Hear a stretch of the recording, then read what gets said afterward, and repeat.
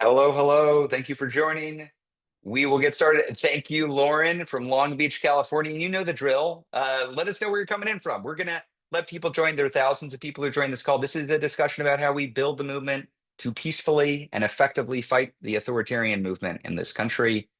We're bigger than them. We have more people power than them. We're going to win. And we're going to do it by having discussions like this. So I don't want to get ahead of ourselves. So we're going to get started in a sec, but introduce yourself to this movement. Let us know where you're coming in from. If you're part of an indivisible group, awesome. We want to know where you're coming in from.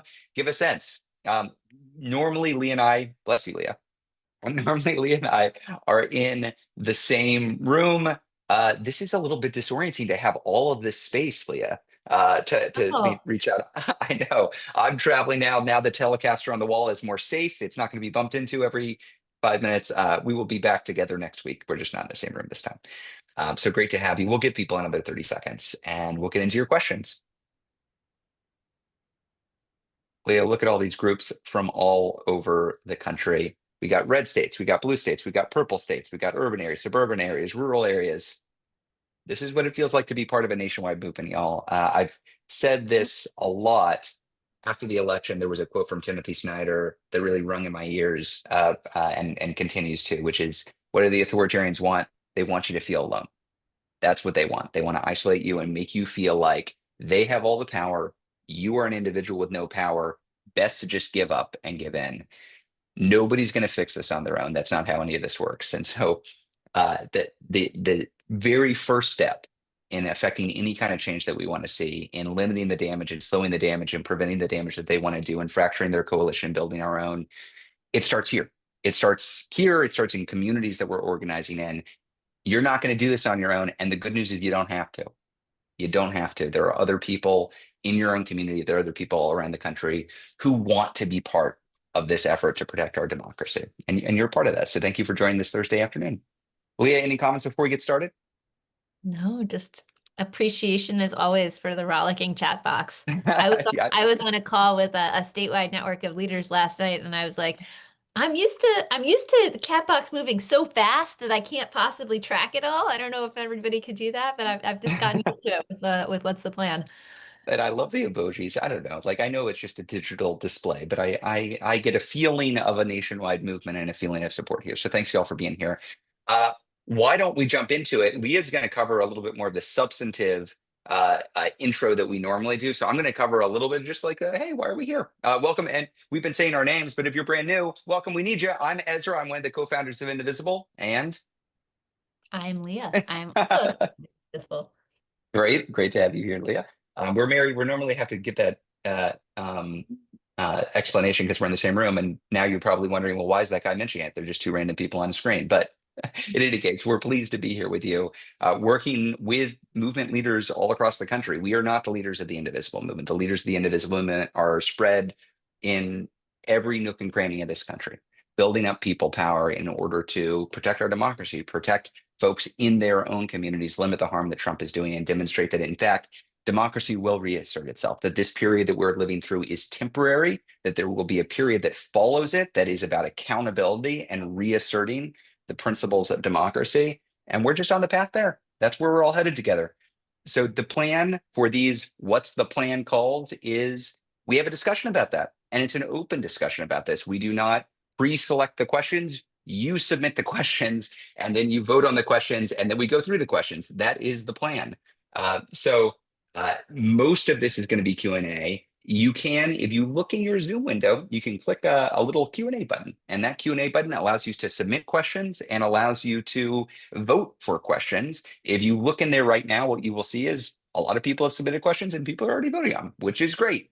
That's how this works. In about 10 minutes, we'll start getting to questions and we'll go from top to bottom and we'll go as quickly as we can. We have heard feedback that earlier questions get more votes, and so it can be hard to insert questions along the way. We've heard questions that it would be nice to submit them ahead of time. We are working on this. We're noodling with some ideas with a team, possibly working through indivisible groups directly to pre-submit questions. So if you're part of an indivisible group, you could bump them up to the top of the list and we bounce back and forth. Know that we're working on it. And until then, we're still committed to answering the questions that you all vote on and are popping up. It's also helpful for us. We pass on these questions to the entire Indivisible national team and say, hey, we got a lot of questions about X. People were worried about Y. We should have questions, or we should be investigating Z. So this is real time, real life building of a pro-democracy movement. You're part of this by being here. So thank you for contributing to this effort. Just to note, all this is recorded. Feel free to watch it, rewatch it, however many times you want. Leah and I constantly try to remind ourselves to slow down and stop talking so damn fast. And I'm saying that in part to hopefully make it stick into my brain for the next hour or so. And Leah, hold me to that. So I will try to not make you rewatch this 3 times in order to get all of the information. If we're posting links into the chat to various resources and you say, oh no, I missed that. What is that link? You can ask and we'll post it again, but also there will be an email follow-up with a transcript and with a recording and with all of the links to the resources that we've sent out. A last thing I'll note that Leah always notes, respect is a core value here. The real situation that we're in is quite dire. People engaging in pro-democracy work through the goodness of their heart because they want to do good for the world are here because they believe strongly in doing good for the world. I believe that too. And when you believe in something strongly and other people believe in something strongly, you can come up against disagreements about tactics, about strategy, about short-term goals. That's reasonable. That's natural. We can disagree. That's okay. It's actually okay for us not to have the exact same take on every issue or every tactic. That's the sign of a real democracy movement. If we agreed on everything, there would be something fishy about what's going on. I wouldn't trust that there are actual real people involved here. But as we disagree, our bottom line, just engage with respect. I mean, that's it. We want this to be a constructive space. Everybody is here and giving up time of their day in order to be part of a good pro-democracy movement. And so it's okay if you disagree, if you're frustrated or scared. It's just foundational to our ability to organize that we treat one another with respect. Last couple things I'll say before I turn it over to Leah. We just about every day after one of these calls, we send a survey because we have a question about messaging or tactics or strategy, and we want to get your input. The last survey that we sent out was about what issues are breaking through to your non-political friends, family, colleagues in your community. And just want to report back what we heard from you. There were 3 top issues, and statistically speaking, they were roughly tied, though I'll tell them in order. 68% of you said the immigration issues, like the disappearing of Americans like Abrigo Garcia, and ICE terrorizing communities. That was the top. That's what you all were saying. Oh yeah, lots of people, even if you're not super paying attention to politics, that's breaking through. And that's good news that it's breaking through, both because it's atrocious, but also because it weakens support for Trump's fascist immigration agenda. So the more even folks who don't particularly care about immigration hear about Abrigo Garcia and these attacks on communities by ICE, the more they scale back their own support of Trump's entire immigration agenda. So it's good that it's breaking through. It's good to hear from y'all that it's breaking through. Second is no surprise. It was roughly tied. Tariffs, raising prices, economic uncertainty. How could you not see that? If you don't care at all about politics, that it makes sense that that's breaking through. And the third is corruption. Bitcoin, the Cutter, plane bribe, other self-enrichment, that was just under the other 2. About 62% of y'all said that's breaking through as well.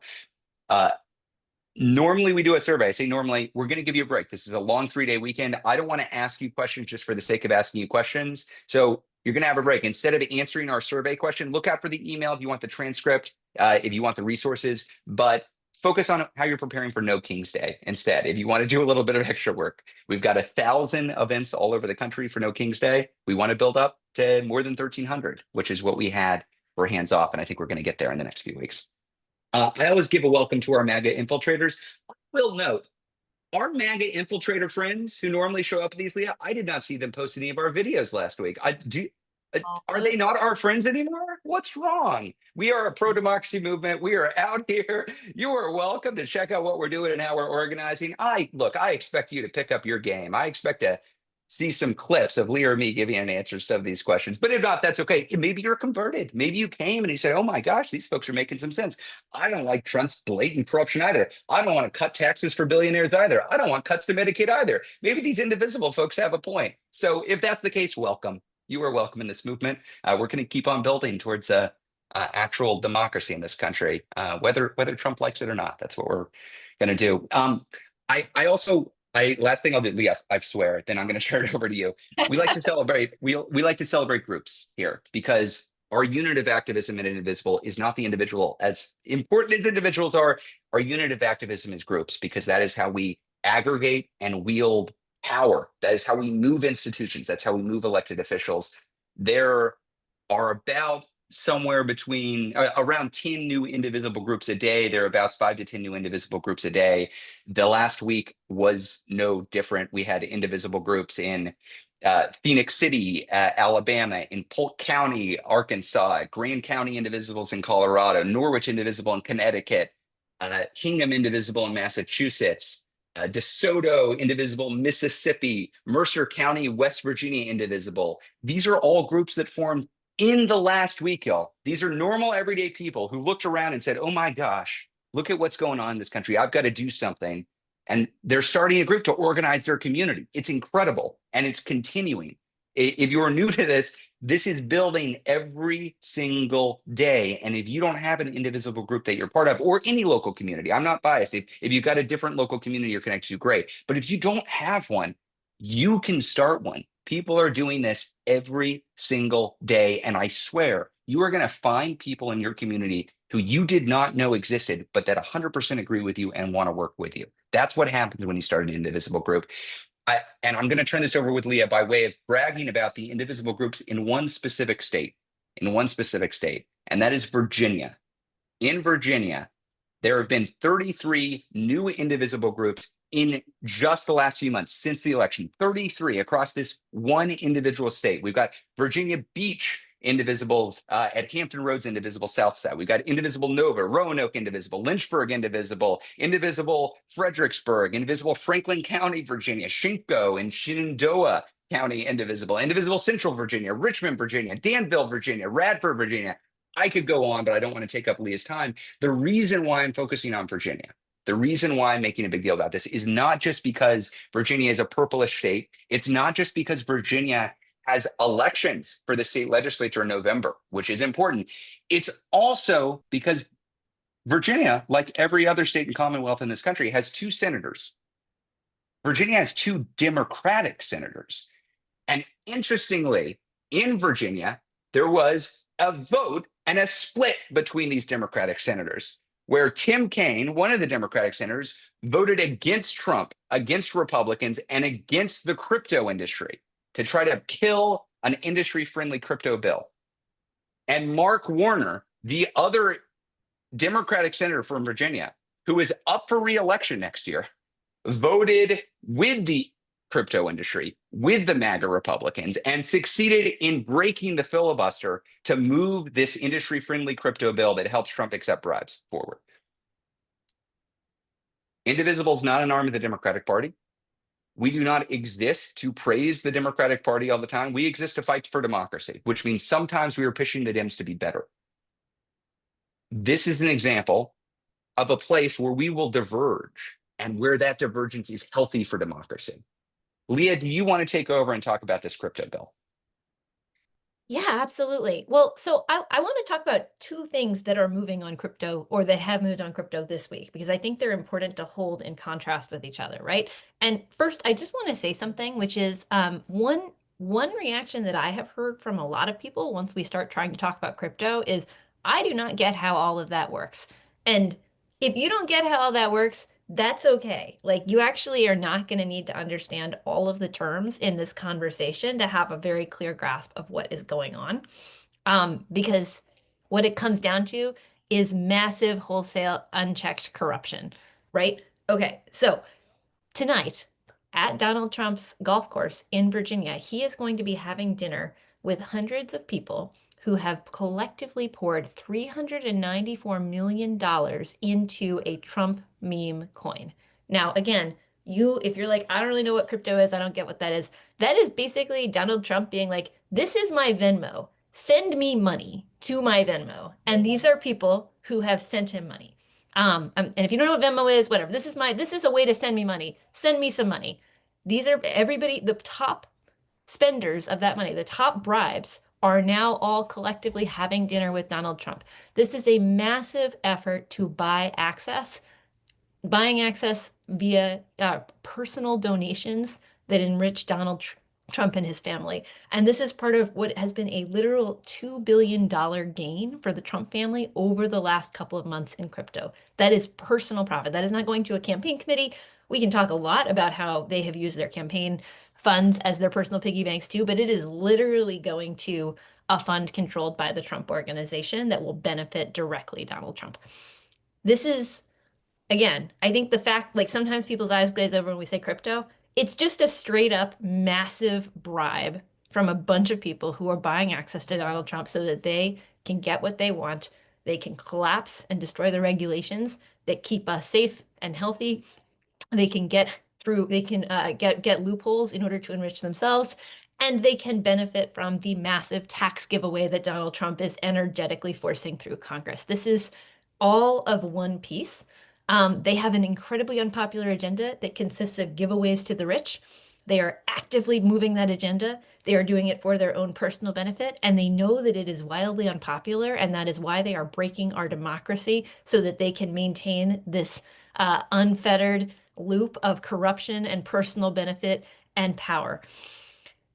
Simultaneously, as Ezra noted, the Senate passed a stablecoin bill. It's the ostensible crypto regulation. It is pretty much the set of requests and the wish list of the crypto industry. There are very serious concerns about what this will enable on the merits of the legislation.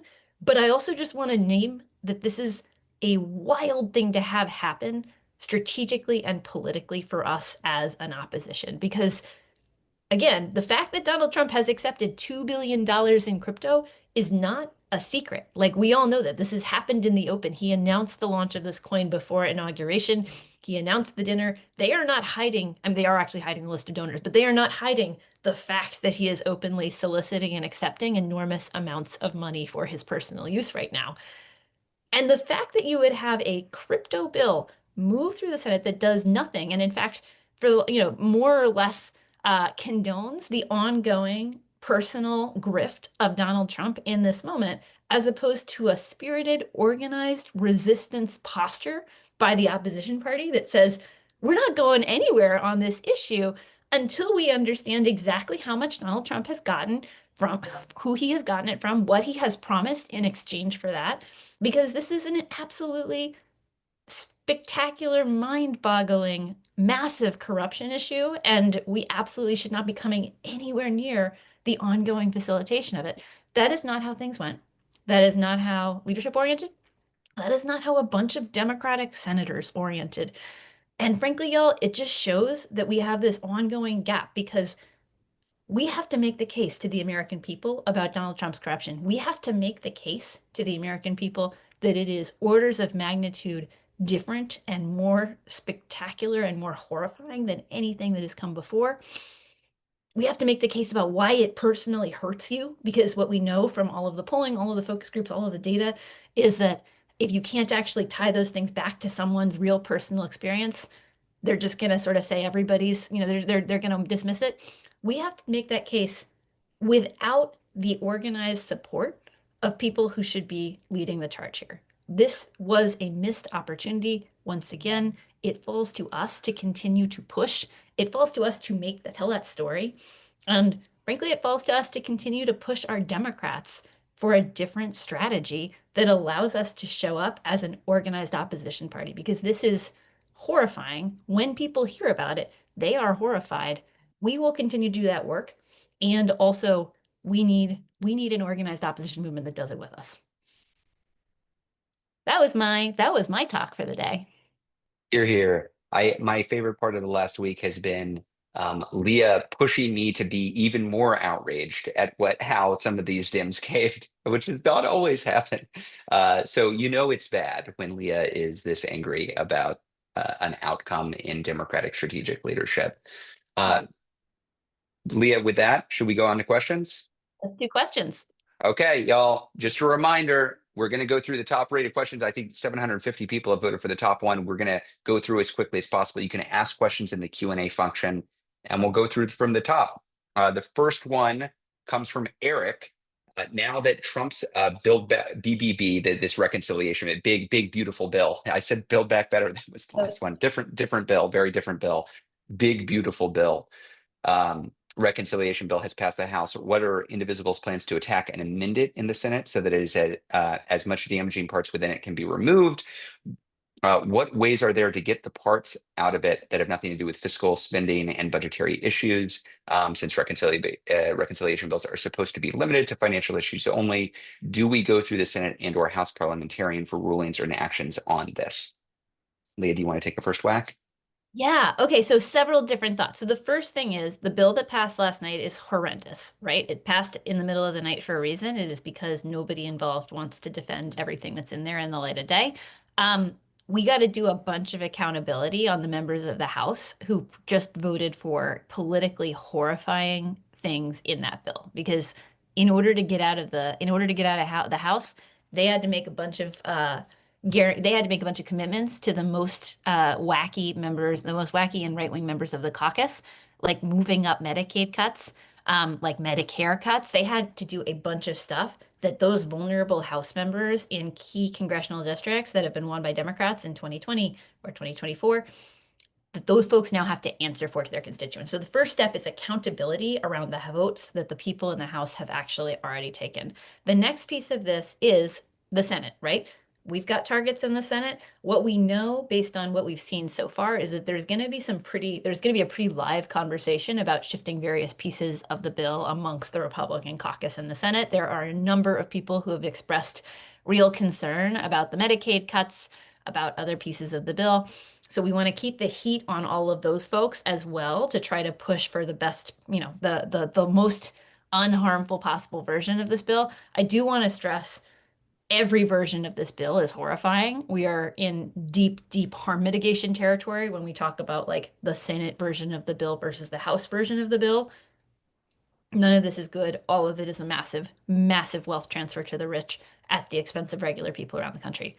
Um, in terms of the reconciliation piece of this, yes, so Democrats will be actively challenging the pieces of this that we do not think or that do not meet the standard for reconciliation. For folks who are not familiar with this, this bill is being moved via a maneuver called reconciliation, which allows you to bypass the filibuster for a bunch of stuff that I'm going to get this technically wrong, but for a bunch of stuff that is related to the federal spending, fiscal policy or fiscal spending.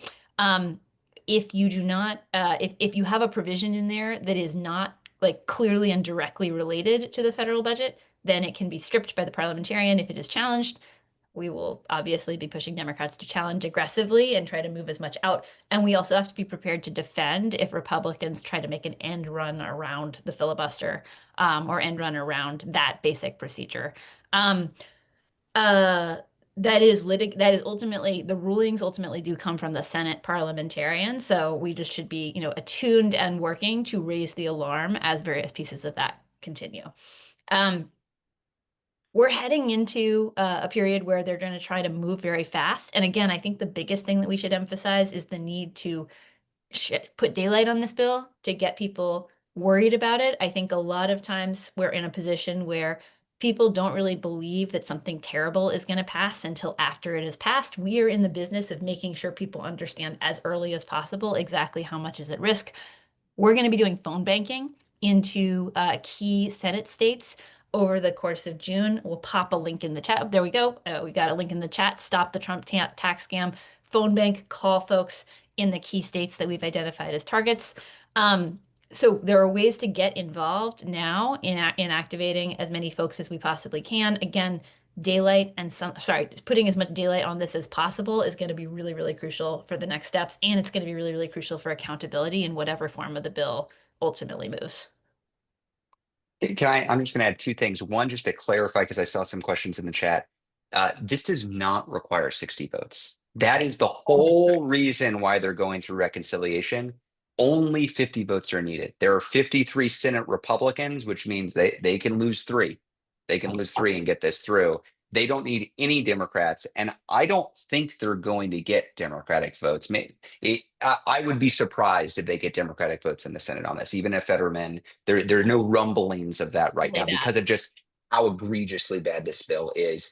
But the second thing I want to note, we wrote about this in the newsletter on Monday. This is a long process. The House just passed its version of the reconciliation bill. I want to remind folks, 8 years ago this month, 8 years ago this month, that the Republican House passed their version of a repeal of the Affordable Care Act through the reconciliation process. That was 8 years ago this month.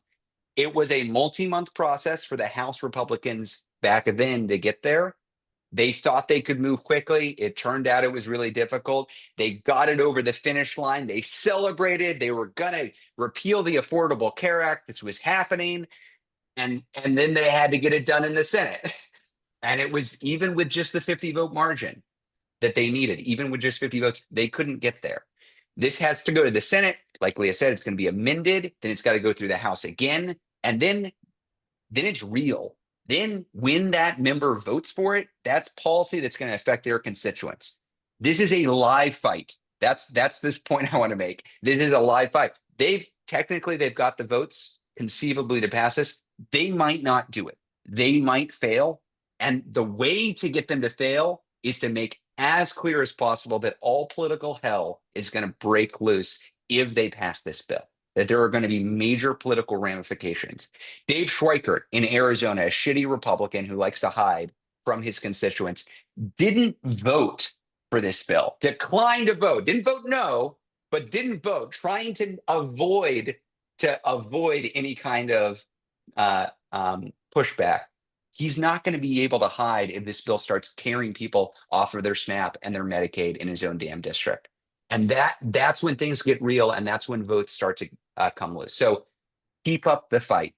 Either we put on pressure and they fail to get it through and we win big. We put on pressure and they reduce the number of bad things that are in it to make the moderates vote for it. And that's at least a marginal improvement. Or they do the damn thing. They do massive damage to our economy and to the country, and then they pay a political price because all their constituents know that they did it. But any of those outcomes depends on us amping up pressure right now. Leah, next question. I love this question. I really love this question, and it's making me reconsider whether we should survey people this week. Carrie asks, as you prepare groups for June 14th, can you include a series of chants that groups can use to get our collective messages across, please? I can't bear to hear this is what democracy looks like again. I think chants and songs and like building the sense of boisterousness and enthusiasm and power in real life is so important. Do you have a favorite chant that is not "This is what democracy looks like"? And beyond that, maybe we should crowdsource. Maybe we should send out, hey, here are a list of ideas from across the movement of things that you can chant on No King's Day. I'm just watching the chat now. Let's see. Okay. Okay, we're gonna try and clip this because it's now going far too fast for me to successfully pull stuff out. I'm also looking at the chat. Hey, hey, ho, ho, Donald Trump has got to go. Someone says they don't want to sing "This Land Is Your Land" again. Understood. Got it. I'm seeing some Springsteen references. Yes. Okay, let's do it.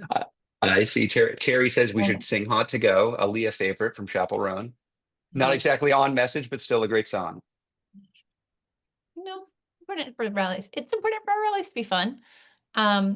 Okay. While this is going, I'm going to move to the next question. And I want to take this seriously. I think this is a good thing to put together. So I can't promise for this weekend that we'll have a survey, but I'm interested in a crowdsourced. Here are some ideas. Like just a nudge might help people to rally around some individual set of ideas. So stay tuned, Carrie. Thank you for the question. We'll take it seriously. We'll take it back to the team. Leah, you can go on to the next one. How can we reveal the danger from Stephen Miller? He is much more of a problem than Elon. Well, first, I'm just going to say they're both really big problems. I don't like, we're not going to rank our problems here. And I think we should also, the mention of Elon makes me want to be really clear that we should both be really proud that we have forced him to take a step back from his heavy involvement and via our protesting.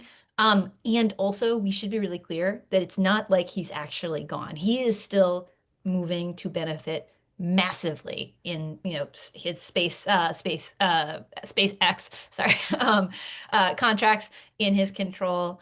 We should just be real that like the fact that he'd like us to think that he's off the radar does not mean that he is not in fact doing a bunch of extremely alarming stuff in the background. Um, Stephen Miller is horrendous. Stephen Miller is, one of the greatest uh oh gosh, I can't even talk about it. He is just an extraordinarily alarming presence, and I think has a bunch of different ways in which he is helping to guide the policy of the Trump administration along with Russ Vogt. Um, I will say, and we get these questions about different members of the Trump administration on a semi-regular basis. We get it about RFK, we get it about Kristi Noem, people who are kind of being theatrically horrible or who are moving uniquely horrifying stuff. I think there is absolutely value in, making clear the personalities who are behind a lot of this stuff, but there's not ultimately like a ton of clear accountability related to individual members of the cabinet. There is only continuing to dramatize the overarching threat of the Trump administration in ways that drive down his approvals, in ways that split his coalition, in ways that build ours. And so I think we should be thinking about each individual actor within the Trump administration around how do we like what advantages do we have from elevating that person and pushing more awareness about their role and what they're doing? I think Stephen Miller is an interesting one because he is given to saying some of the just most horrifying stuff in public, and he's actually very specifically given to saying stuff that indicates that they've got an actively kind of monarchical autocratic view of their powers. And so I think it is important for his articulation of that to be part of the story.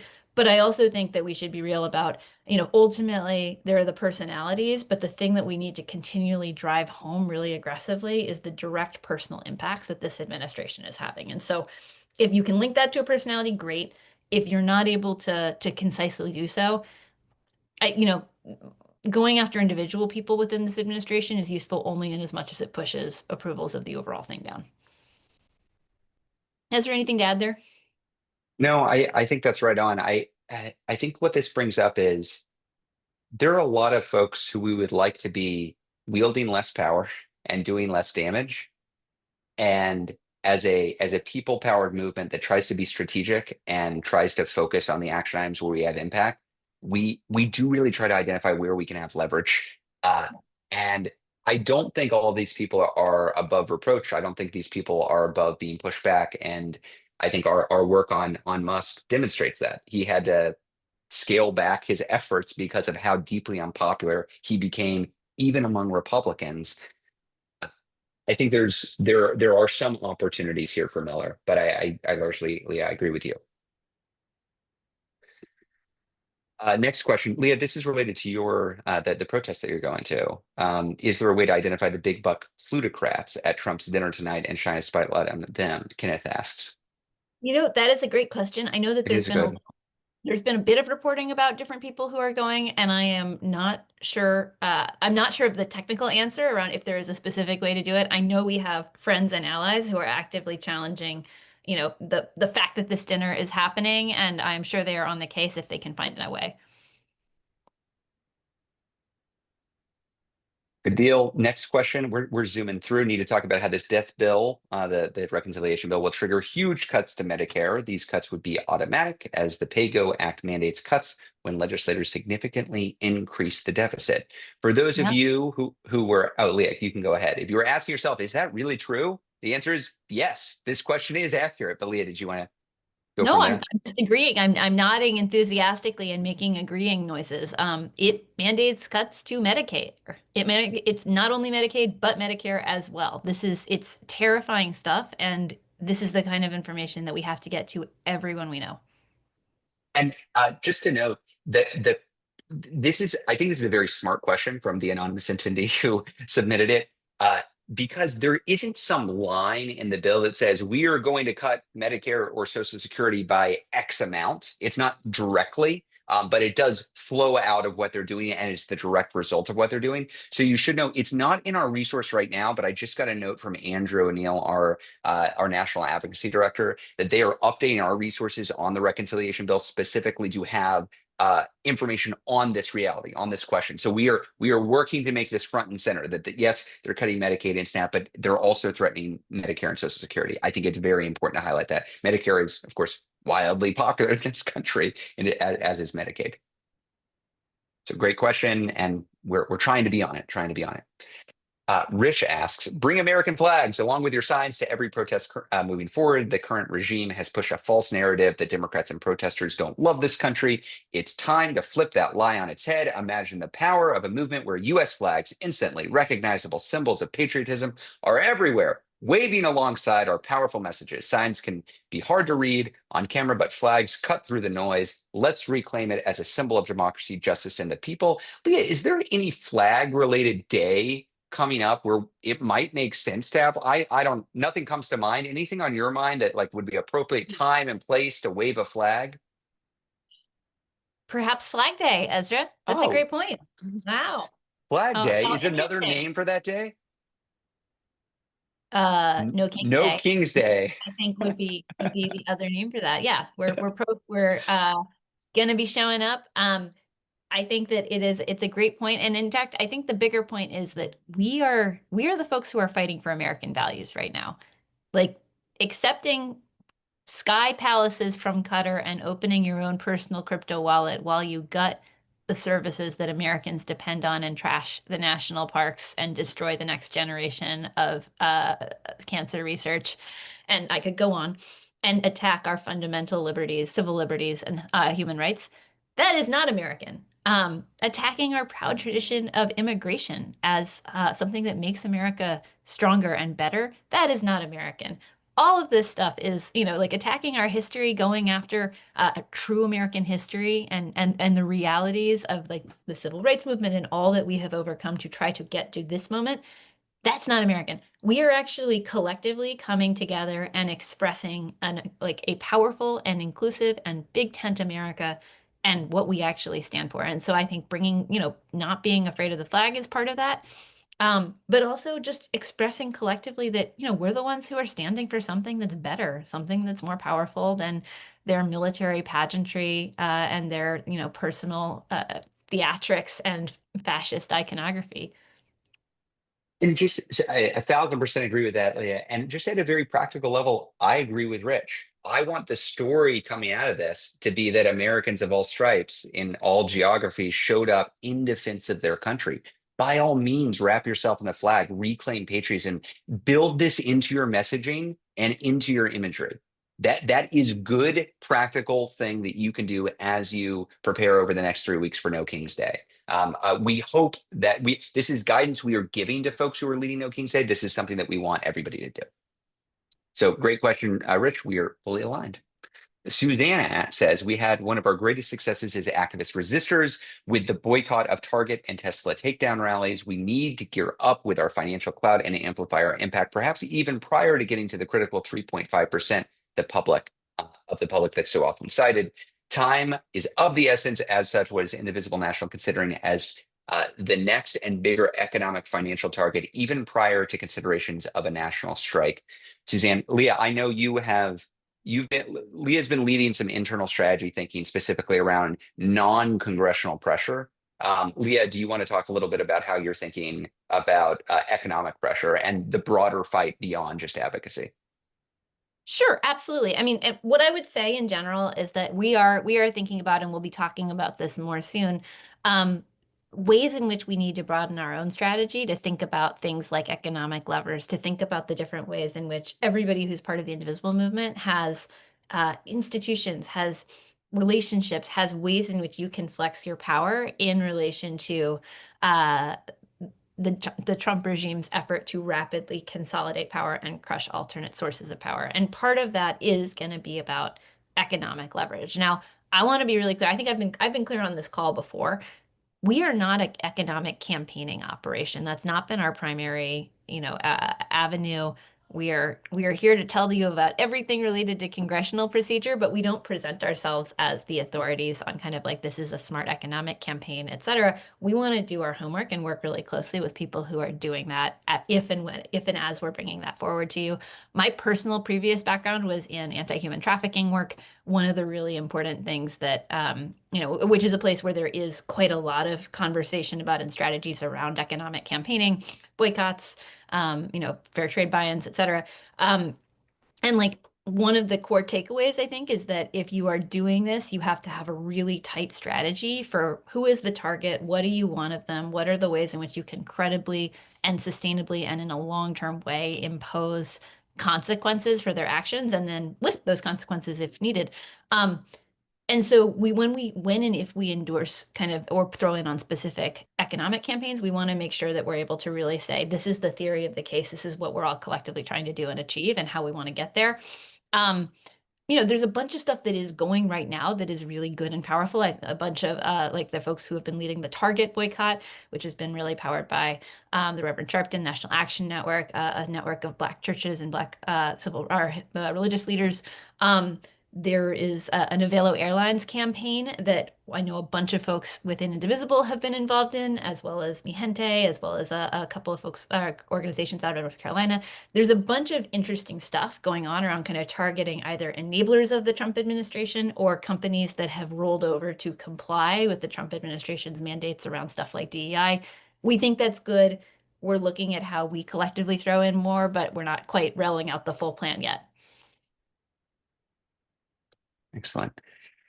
Robert asks, is Indivisible going to sponsor additional Collier Senator phone banks in order to push back against the big ugly bill? I like that. Big ugly bill. I thought that the one last week from North Carolina, Tom Tillis, was quite productive. Yes, Robert, can answer fully throughout June. We already, oh, good. Thanks, folks, for putting the links in. So we have links to some phone banks. They will be throughout June. And if this drags on longer into July, into August, beyond, we'll keep on putting pressure. We do not want this flying under the radar. We want senators and representatives to know we're watching and that there will be consequences if they go through with it. So yes, Robert, that's one of the tools in the tool belt. Carla asks, can we coordinate a social media flood the zone on June 14th, where we post hundreds of thousands of pictures of all the people we admire, anyone and everyone except 47, so that we can log onto our phones and computers and not see his face or name? This can be our grandmothers and fathers, Obama, Hillary Clinton, MLK Jr., our favorite country singer, someone significant in history, anyone except 47. If enough of us do it, we can also share each other's posts. Anyone in the slideshow or deck of such figures, it would be great if they could share it. This is interesting. Leah, initial responses. It's got quite a bunch of upvotes. Look, I am in favor of whatever ways we can narratively disrupt the June 14th story that Donald Trump is trying to tell, which is one of kind of overwhelming power, strength, and centrality. I'm not, I've seen different versions of this proposal floating around on social media, and I'm not super prepared to like announce one over others. I will say, I think the easiest way to disrupt social media with stuff that will actually get a lot of travel and coverage is to have really kick-ass pictures of massive rallies all over the country and the stories of all of the, people who are speaking at those, clips of them telling their own personal stories of the ways in which this administration impacts them. That's the kind of stuff that can travel and that travels in a way that actually tells the message that we want to get through, right? Because like I'm also happy to post people that I admire, but I think that what we want really, what we want to have come out of this is that people understand that Donald Trump just took a large amount of your money, spent it on a parade for himself, is now turning around and telling you that there is no money for Medicaid or Medicare or for any of the things that you care about, and is doing that again so that he can benefit himself and consolidate power. That's the story that we want to break through in as much as we can. And so while I think I'm in favor of anything that helps to, kind of avoid his story being the central one coming through, but I would really encourage us to think about what we can do that emphasizes hitting people who aren't already with us with something about how this is personally impacting them and how it's not okay. And I just want to underline one reason why I am so excited about June 14th. Hands Off was incredibly successful. 3.5 million people across 1,300 events globally, every single state, multiple countries, not a single reported incidence of violence, a mass demonstration of people power, the likes of which we haven't seen since the first Trump administration. Also, April 5th was kind of a date picked out of a hat. It was like the date that a lot of like Indivisible and a lot of coalition partners could agree on. It's like, okay, we're ready, let's do it. It's that Saturday. Okay, let's go.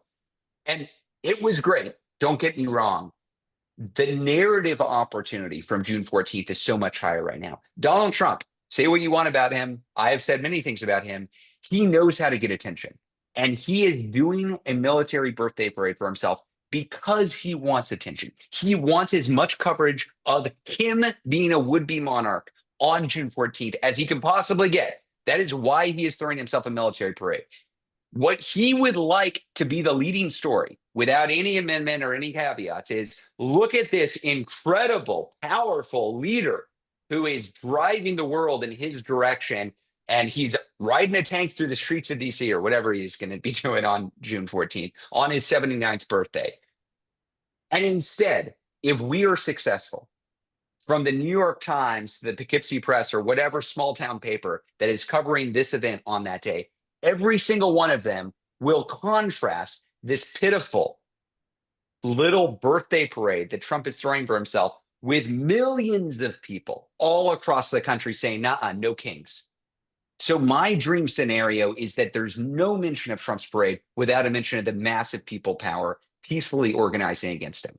And we can accomplish that. But as Leah said, we do that by demonstrating that we're in the majority and that he's this weak, lame duck minority president.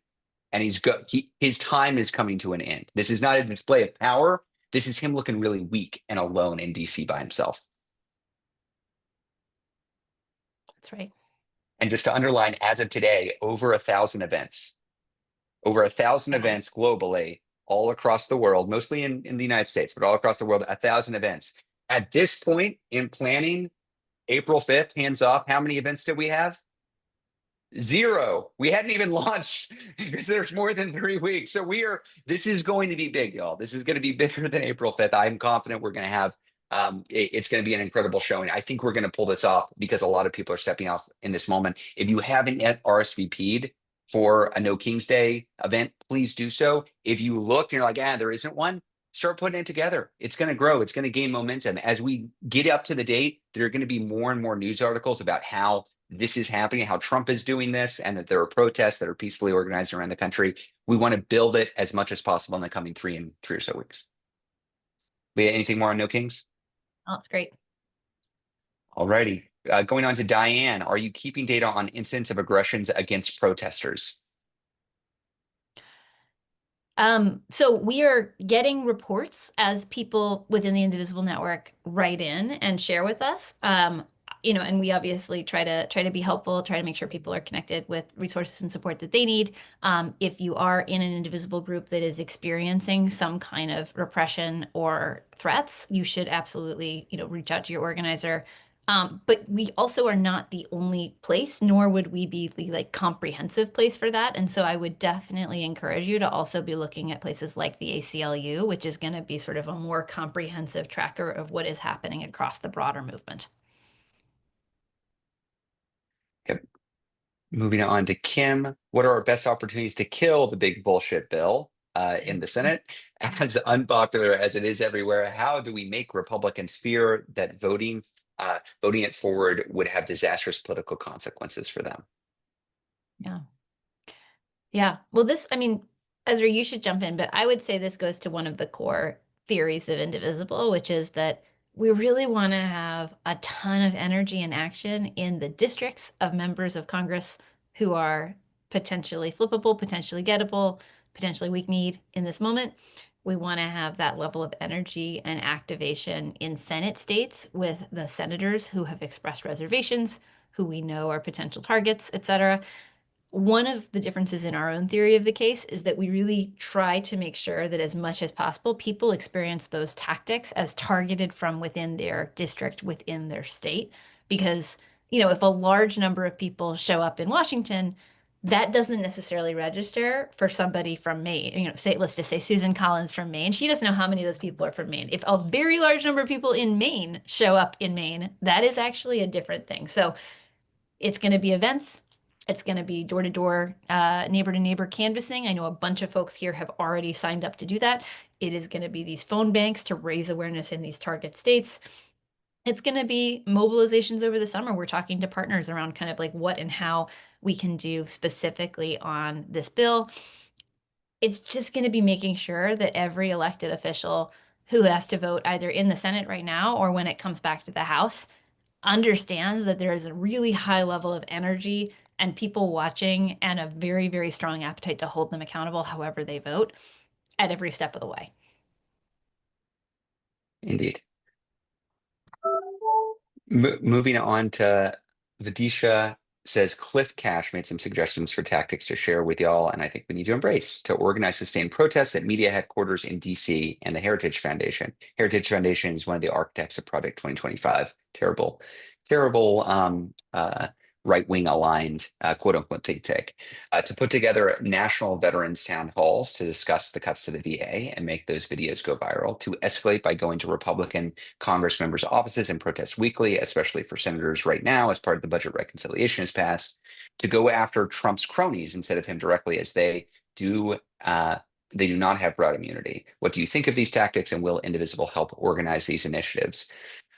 I like a lot of these tactics. And in fact, Indivisible does do some of these work. For instance, I know many Indivisible groups hold like weekly events at the congressional offices of Republicans who refuse to meet with them. I think weekly or monthly or regular recurring meetings of some sort are useful for building crowds and getting new people in. Different sets of people come different times. Having a protest that you can say, oh, you should come to our monthly or our weekly protest, we're always out there, is a great recruitment tool. We've seen that being used, especially, I saw that a ton in 2017, 2018, in the lead up to the blue wave. We saw a lot of Indivisible groups do that.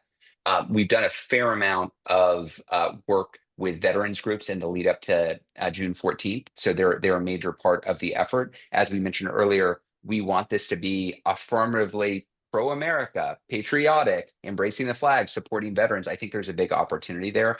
I would be curious about folks joining up locally, though. Like, as good as it is to do national stuff, the most powerful way to send a message to institutions and to local electeds is to work with your local group. So if there are VA groups you can work with locally, veterans you can work with locally, that's going to go a lot further than me or Leah just simply doing an event with a vets group. I am interested in like media and like right-wing ecosystem pressure. There might be something there. I think we need to get pretty solid on what is it precisely that we're trying to achieve, what's movable there, and what kind of tactic would help us get there. Leah, do you have any initial responses to some of these tactics? I mean, I think a bunch of them are good. I think some folks are doing some pieces of them. There's other stuff that I would say we might be the followers rather than the leaders on them. Yeah, But like right now, what we need more than anything, and part of our core theory is just like a real blossoming of opposition. And that's gonna look different for different people. People are gonna come to it from different angles. People are gonna try different things. But in creating the overall conditions for courage and opposition across society, there's gonna have to be a bunch of experimentation and a bunch of different pieces of it. yeah. So I think my takeaway from this, I don't want to just dismiss it. We are always interested in tactics that are catching fire, and we like to highlight those and see if we can help them grow. And sometimes we do jump on and say, hey, this is something that actually is scalable. We should try to scale it. But the best way for us to do that is to see it work locally, see some example of success, so we can say, hey, look at Indivisible X local group. They did this thing. It got a lot of traction and it seems to have a lot of play. You should consider doing this as well. Or maybe we'll even create a toolkit saying, they did it this way. Here's a toolkit for how you can do it.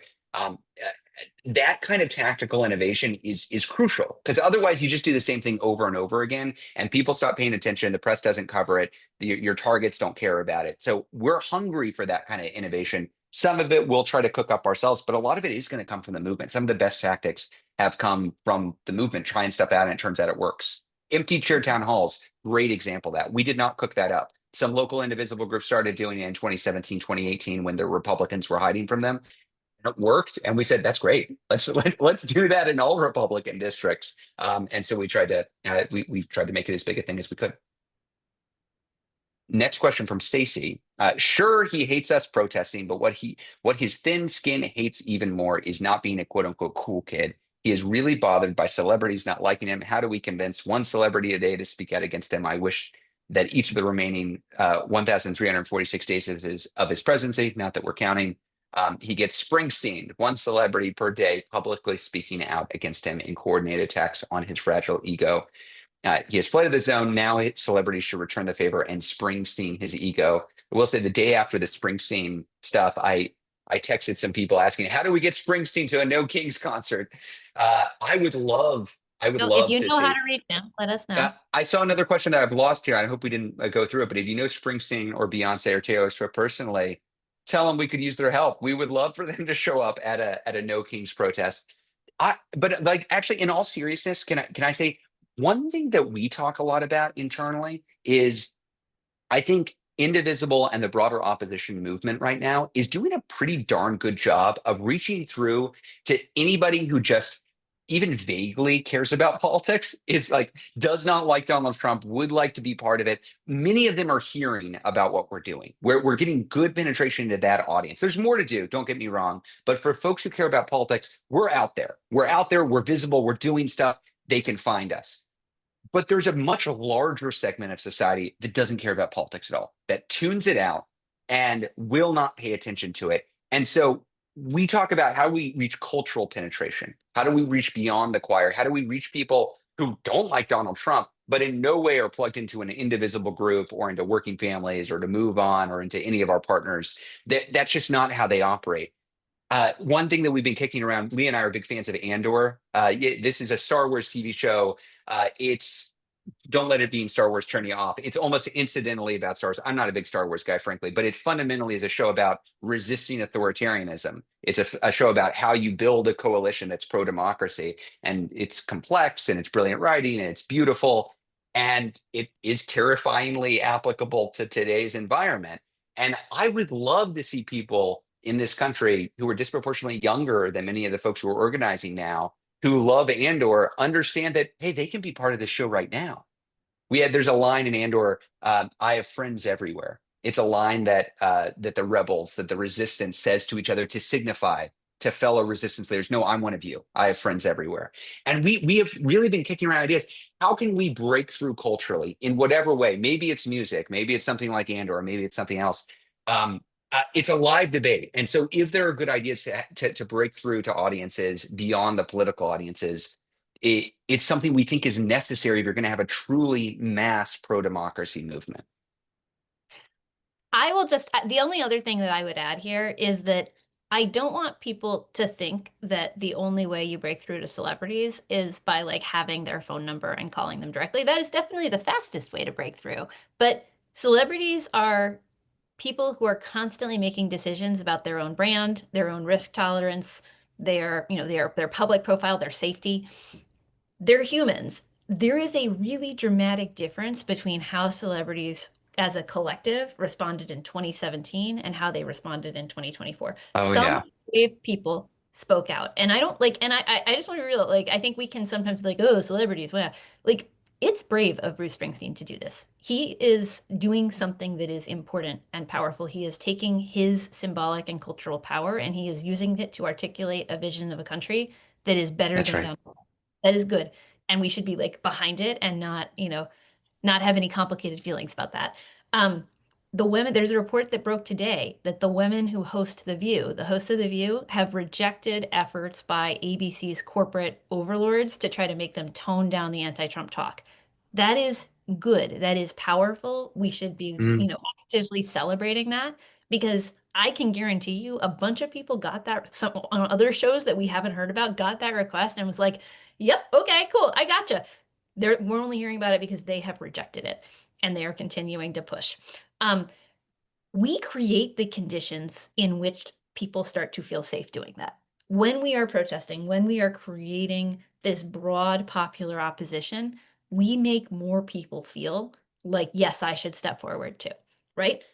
The initial couple of months were pretty grim. There was a lot of there is and continues to be a lot of fear. But what we do with every public act of opposition, every public act of courage, every public act of noncompliance with the Trump administration is we encourage more people to think, how do I use my platform? How do I use the tools that I have? How do I use the communities that I have to step out to? And so I think it's not as simple as like we got to call them and ask them to step up. We've got to create the cultural conditions in which they think it's good for my brand to do this, right? Or I really want to do this and it's safe for me to do this too. And it's a little bit, I'm just going to say out loud, it's a little annoying that like I am talking to you, regular people who have probably much more at stake personally than folks who are often quite wealthy and quite insulated. And also, we are in a moment in which a lot of the institutions that should have held their ground have failed, and the courage has to come from regular people if we're going to get through this, and that's what we do. Courage has to come from regular people, and that's what we do. Hope, what rebellions are built on hope, Leah? Okay, we'll stop quoting Andor. Next question is Christine. I'm a group leader in New Jersey, and my members are longing for a possibility to come together as one with fellow Americans. They asked if Indivisible would consider coordinating a Hands Across America event, perhaps coinciding with Bastille Day. Christine, this is not the first time we got this question. In fact, I think last week we got the same question, and it sparked a hot debate internally because people were pretty into the idea of the tactic. There are some complexities about doing it nationwide. Namely, if you do Hands Across America, it turns out one line, it cuts out some large number of states, unless you do a weird snake through literally the entire country. But just last week, we saw Indivisibles in Chicago do a Hands Across the City event that got a lot of positive press. Yeah, So it was funny. We got asked about this in the call last week. We were talking about it internally, and then we saw news reports of Indivisible, like I think 8 Indivisible groups in the Chicago area or something of that order, banded together, and they did a great event. So I think I would go back to tactical innovation. If what we always do is, oh, we march or we protest and we're in a big group and that's what we do, that's okay. That is good. And also eventually it will grow stale. We have to recognize we have to innovate our tactics. So stuff that is fun, stuff that makes people feel connected, stuff that drives home the point that we are large and peaceful and aligned against monarchical rule. That is good, and we should be thinking of creative ideas. Christina, I would say in New Jersey, if you're into this idea, do it. Do it. Get indivisible groups together, circle the entire state, go through every congressional district, line people up. You're going to get a boatload of news. And what I would ask is have a specific ask. Do something that you're trying to drive home a specific point. You've got some vulnerable Republicans, you've got some vulnerable Democrats in those districts. What do you want them to do? What do you want every message to be on the lips of the people participating? I think if you pull that together in New Jersey, you're going to get a lot of attention and you might inspire other folks in other parts of the country to do it. So I can't promise you we'll do one big national one. We're still discussing the post No King's Day next big event, but we are actively looking for creative ideas like this. And if we can't do it nationally, we sure can elevate for other folks to do it in other states.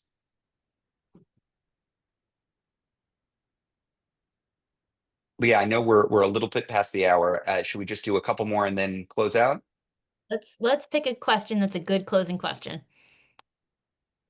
Well, we already answered Aiden's on the resistance against the big beautiful bill past the House. So we're fighting on it, Aiden. It is a live fight, and we will continue to fight it. Do not give up. I'm not saying we're definitely going to win, but we'll definitely lose unless we keep up the fight. Like that is the pathway. Um,